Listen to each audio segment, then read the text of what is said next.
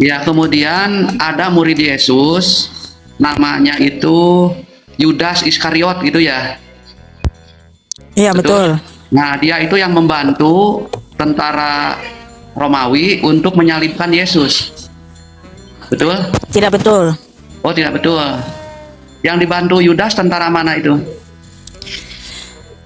Yudas itu menjual Tuhan Yesus kepada ahli-ahli Taurat, imam-imam kepala. Karena selama ini kan selama Tuhan Yesus itu datang ke dunia berkenosis, yang memusuhi Tuhan Yesus itu kan orang Farisi, ahli-ahli Taurat.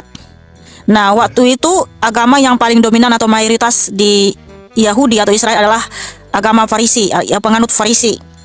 Jadi mereka inilah yang sangat sibuk mencari hiburan kan, ya contohnya nonton video inilah.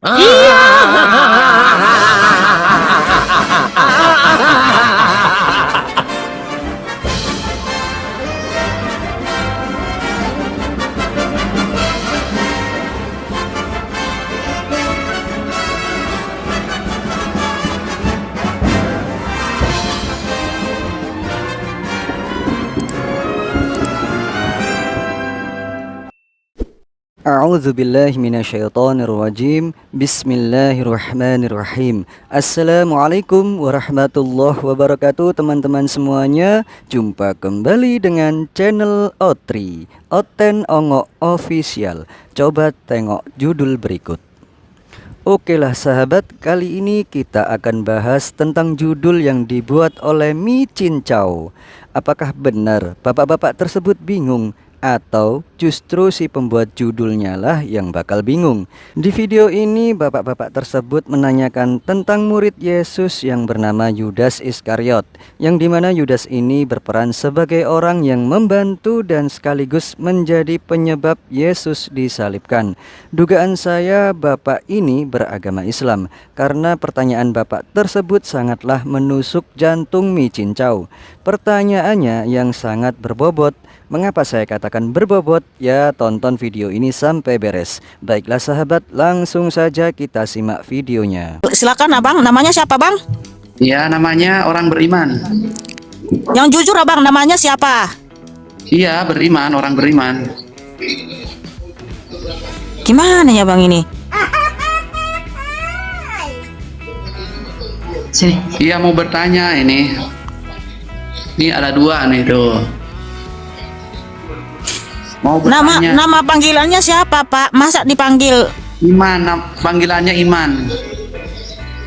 Pak, silakan pak. Astaga Mi Cincau. Astaga, MU ada. Percuma juga kan kalau Mi Cincau ini menanyakan nama bapak tersebut. Padahal ujung-ujungnya dipanggil bapak juga. Lalu apa maksud Mi Cincau ini menanyakan nama bapak tersebut? Pada intinya, room Mi Cincau ini kan tempat di mana orang yang naik ke komalnya tujuannya ya bertanya. Padahal bapak tersebut sudah menyampaikan tujuannya, yaitu bertanya. Tetapi Mi Cincau sendiri malah sibuk menanyakan hal yang gak penting. Alah, Mi Cincau ini buka sajalah komal cek kodam. Mungkin lebih cocok dia sebagai host cek kodam. Oke, lanjut. Iya, terima kasih. Yesus disalib itu kan sudah dinubuatkan dalam Alkitab gitu ya. Betul. Iya betul. Ya, kemudian ada murid Yesus, namanya itu Yudas Iskariot gitu ya. Iya betul. Nah, dia itu yang membantu tentara Romawi untuk menyalibkan Yesus. Betul? Tidak betul. Oh, tidak betul. Yang dibantu Yudas tentara mana itu? Nah, inilah yang kami maksud. Kalau pertanyaan bapak tersebut sangatlah berbobot, dan bisa jadi mungkin di kalangan orang Kristen pun ada yang sadar, dan mungkin juga pertanyaan ini bisa muncul dari kalangan orang Kristen sendiri. Yudas Iskariot itu kan salah satu orang yang menyebabkan Yesus tersalibkan. Oke, mari kita lanjut mendengarkan tanggapan Mi Cincau. Yudas itu menjual Tuhan Yesus kepada ahli-ahli Taurat, imam-imam kepala. Karena selama ini kan selama Tuhan Yesus itu datang ke dunia berkenosis, yang memusuhi Tuhan Yesus itu kan orang Farisi, ahli-ahli Taurat. Nah, waktu itu agama yang paling dominan atau mayoritas di Yahudi atau Israel adalah agama Farisi, ya penganut Farisi. Jadi mereka inilah yang sangat membenci Tuhan Yesus, bahkan menganggap Tuhan Yesus itu penyesat ya. Tapi itu hanyalah anggapan mereka, tidak benar. Sehingga ketika mereka salibkan Tuhan Yesus, dia mati dan bangkit pada yang ketiga. Gitu abang, silakan. Bapak ini tidak bingung. Bapak ini kan hanya bertanya. Orang bertanya itu belum tentu bingung. Bisa jadi tidak tahu, atau bisa jadi Bapak ini menguji kecerdasan Mi Cincau. Benar-benar cerdas atau ongok. Nyatanya si Mi Cincau lah yang kebingungan menjawab. Kemudian jawaban Mi Cincau ini justru mengarahnya ya agak sedikit ke promosi doktrin gitu, dengan mengatakan, Tapi itu hanyalah anggapan mereka, tidak benar. Sehingga ketika mereka salibkan Tuhan Yesus, dia mati dan bangkit pada yang ketiga. Gitu abang, silakan. Nggak nyambung saudara-saudara. padahal ya tidak ada kaitannya dengan pertanyaan bapak-bapak tersebut. Sekarang kami bertanya pada Anda-Anda yang menonton video ini, di mana letak kebingungan bapak tersebut? Jika menemukan kebingungan dari bapak ini, tolong jawab di kolom komentar. Kalau kami ya pastinya akan beri komentar. Kalau bapak ini tidak bingung, mengapa saya yakin? Ya karena berikut alasannya sahabat. Ya berarti yang menyalibkan Yesus itu ahli kitab itu yang tidak suka dengan Yesus, Iya, orang Farisi. orang Farisi gitu ya. Nah itu karena udah dinubuatkan dalam Alkitab, kenapa Yudas dianggap pengkhianat gitu, padahal dia kan udah berjasa bisa terjadinya penubuatan Yesus tadi itu. Kalau memang berjasa, kenapa Tuhan Yesus menyatakan, ntar dulu ya.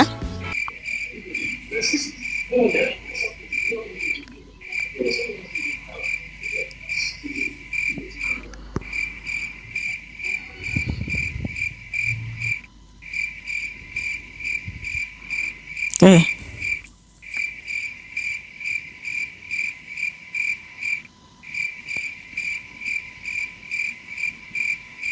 Duh, gimana ya cara jelasinnya? Duh, gimana nih ya? Sudahlah Mi Cincau, nampak kali kan kebingungannya. Jadi judul yang dibuatnya ini sahabat, itu bohong. Terbukti kan, berapa lama lagi jangkrik-jangkrik yang menunggu Mi Cincau ini menjawab. Ngkrik jungkir balik, tontonin Mi Cincau yang kebingungan cari jawaban. Oke lah lanjut, mari bersama kita tunggu jawaban Mi Cincau setelah suara jangkrik berikut. Oke, kalau memang Yudas itu berjasa karena telah menjual Tuhan Yesus kepada orang Farisi atau imam-imam kepala ahli Taurat, terus kenapa Tuhan Yesus menyatakan Matius 26 ayat 24, 23 sampai 24, dia yang bersama-sama dengan aku mencelupkan tangannya ke dalam pinggan ini, dialah yang akan menyerahkan aku. Anak manusia memang akan pergi sesuai dengan yang ada tertulis tentang dia. Akan tetapi celakalah orang yang olehnya anak manusia itu diserahkan. Adalah lebih baik bagi orang itu sekiranya ia tidak dilahirkan.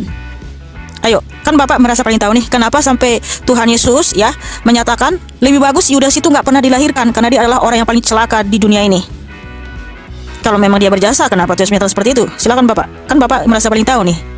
Iya, halo. Iya. Ya kan dengan apa namanya, dengan latar belakang Yudas tersebut, maka penubuatan Yesus itu terjadi begitu. Tadi kan abang bilang, lihat, tadi abang bilang pahlawan berjasa. Kalau dia berjasa dan pahlawan, tapi kenapa Tuhan harus menyatakan kepada Yudas, celakalah kamu dan lebih bagus sebenarnya kamu tidak pernah dilahirkan? Silakan, kenapa?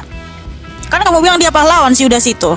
Dia berjasa atas penyaliban Tuhan Yesus karena dia telah menyerahkan atau menjual Tuhan Yesus.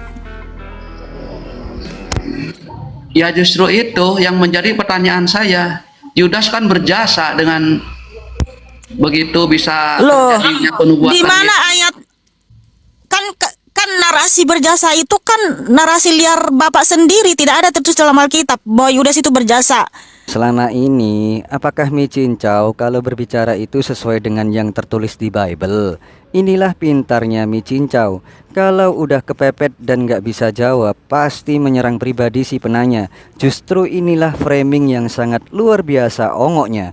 Coba putar kembali video ini, tolong Anda teliti. Di mana bapak ini merasa sok tahu dan berasumsi liar. Kemudian, di mana bapak ini mengatakan kalau Yudas Iskariot sebagai pahlawan. Dan yang paling menggelitik serta mengocok perut, kan bapak ini jelas bertanya. Bahkan bapak ini meyakinkan Mi Cincau bahwa beliau hanya bertanya.